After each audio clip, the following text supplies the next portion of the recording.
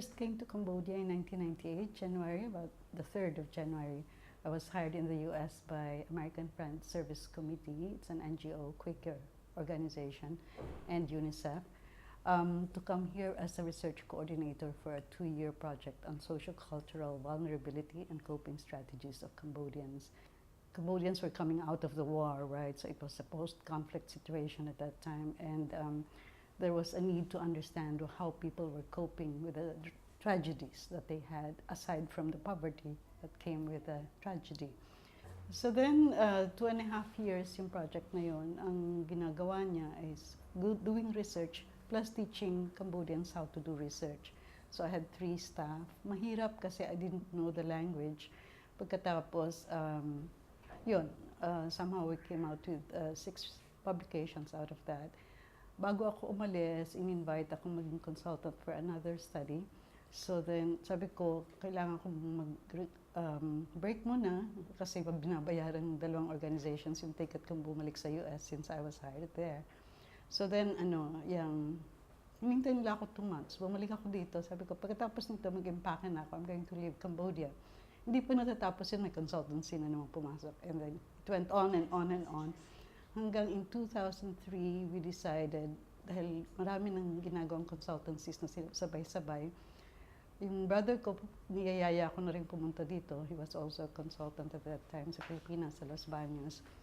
So, noong 2003, na-decide namin, establish namin ng isang consulting group. Small time talaga siya, at saka very low profile. Ang intent lang naman matulungan din ng mga Pilipino kasi meron dito mga cliques ng mga expatriates na they help each other. And siyempre, mga embassies, Canada, US, Australia, they help their own nationals.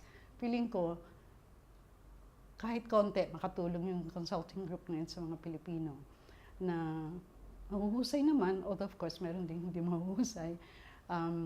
So, in that sense, tuloy-tuloy ang nangyari dun sa consulting group na yun. Tapos, in 2008, I was offered this job na before that, bago na ko naman matanggap, kinuha naman akong consultant para pumunta sa Laos. Tapos, hinintay din ako nito. So, bumalik ako dito ng 2009. So, nag-start na ako noon full-time. So, hindi na ako makapag-consultancy since then. Basically, research, yun naman din talaga ang naging background ko mula nung nag-graduate ako ng college. Nag-join ako ng PICARD for 2 years with Socioeconomics Research Division.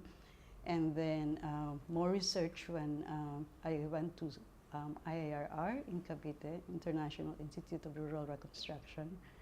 And then 8 years ako doon, tapos decide ako mag-PhD ako, pumunta ako sa US. Walang scholarship, trabaho ako para ako makaaral. So, research din ang naging trabaho ko, plus teaching assistantship.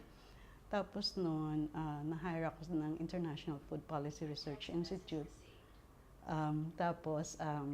Yung trabaho ko doon, pero pinutol ko yung aral ko. So, decision ko, siguro kailangan kong bumalik sa pag-aaral kung hindi ko na talaga matatapos. After 1 year with IFPRI, bumalik ako sa Iowa State University. Tinuloy-tuloy ko na yung aral ko. Ang positive thing about the IFPRI was, nakakuha ako ng ideas kung anong gagamitin ko para sa dissertation ko. So, hanggang mga 6 months, mga 1 year din ako sa Amerika na wala akong ginagawa except the last 6 months na nagtrabaho ako sa World Bank. As a temp staff, kasi naghahanap pa ako ng trabahong magugustuhan ko. So more clerical yung trabahong yun. Yun yung time na hindi ako nag-research work. And then when I came here, so yun, teaching people how to do research and researching also. So ang disadvantage lang nun, yung hindi mo masyadong alam ang language sa una, hanggang yung kakapunta mo sa villages, makukuha mo na rin. Dahil kinakausap ka ng mga Cambodians. So, kailangan mong matuto. Yan. Gusto ko ang relationships ng mga Filipinos dito. Although, of course, merong mga cliques. Dahil lamang dun sa iba yung nature ng work. No? So, mga NGO workers would tend to flock together. Those in the business sector would also do that. So, minsan yung kaparehas ng mga pangalang binabanggit mo, hindi ako masyadong nakaka-associate.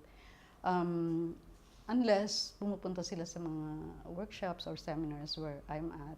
So nakikilala ko rin yung mga nasa academe. Ang maiisip ko lang, tuwing mayroong urgent situation, you can count on the Filipinos. 2 or 3 times na yan na kahit $1 magbibigay yan. At tapos magre-raise talaga kami ng funds para makatulong dun sa Pilipino na kailangang tulungan. Nakaka-touch in many, many ways. Of course, we go our own ways the rest of the time. Pero pag merong need, nakikita mo magkakasama ang mga Pilipino. Yun lang naman ang gusto ko rin. Like I mentioned informally, I don't live in the Philippines. I mean, I go every 2 years, kanyan. Bas, babad ako dito. Madalas na nga ako mapagkamalang Cambodian. But I hear a lot of things, positive things. At nanghihinayang ako na wala siyang second term. Yun ang nakakalungkot lang. Pero, and I'm always asking fellow Filipinos, sino kaya ang papalit? Kasi gusto ko sana tuloy-tuloy yung initiatives na naumpisahan niya. So, maganda yung direction na tinake niya. And he meets head-on the challenges. Kaya gusto ko yung leadership niya. I don't think he cares about other things, but taking the Philippines to a better phase than where it was before. So, nakikita ko, tapos may mga Pilipino, akong naririnig na, well, hindi dito sa Cambodia plus other countries, na umuwi na sa Pilipinas kasi nakikita yung prospects na yun. I think that's a good indication of what's going on in the country. So, very encouraging for the Filipinos abroad. It's not that important at this point.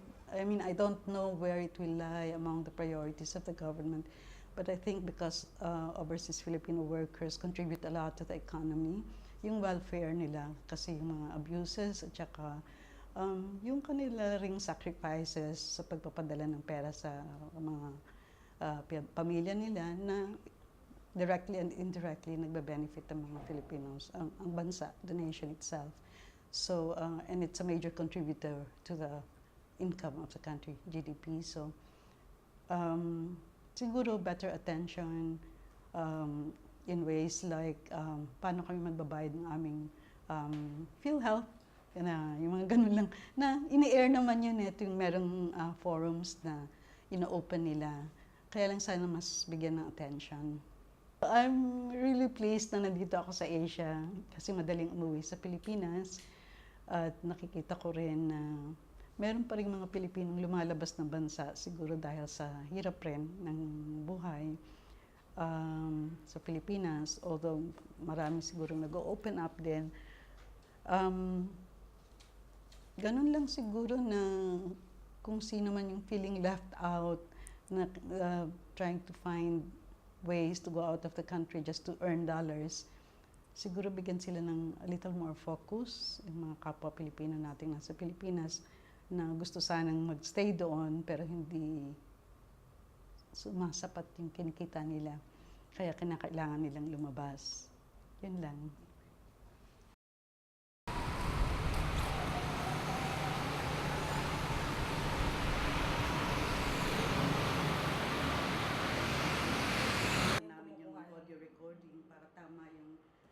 Na ganyan, pagkatapos nagmamatch siya dito sa... Paano po yung mga ganun? Like, yung parang may mga... Catfish. Meron daw catfish.